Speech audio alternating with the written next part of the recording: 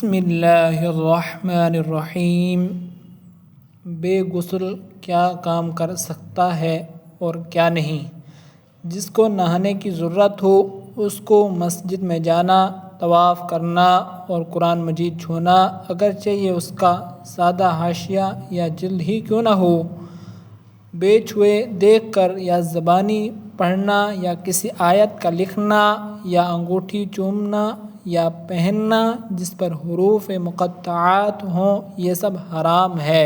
مسئلہ: اگر قرآن شریف جزدان میں ہو یا رومال وغیرہ کسی الگ کپڑے میں لپٹا ہو تو اس پر ہاتھ لگانے میں حرج نہیں۔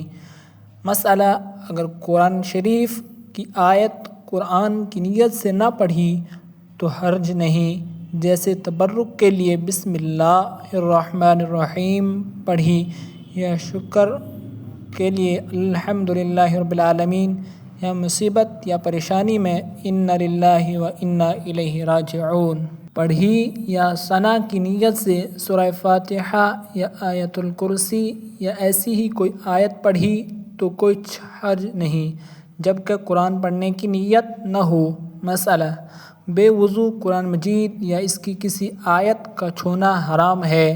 بے چھوئے دیکھ کر یا زبانی پڑھے تو کوئی حرج نہیں۔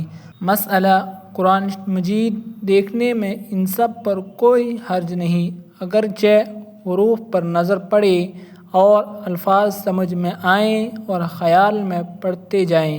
مسئلہ: ان سب کو فقہ و حدیث و تفسیر کی کتابوں کا چھونا مکروہ ہے۔ لائک، کمنٹ اور شیئر ضرور کریں اور مسائل جاننے کے لیے ہمارے چینل کو سبسکرائب کرنا نہ بھولیں۔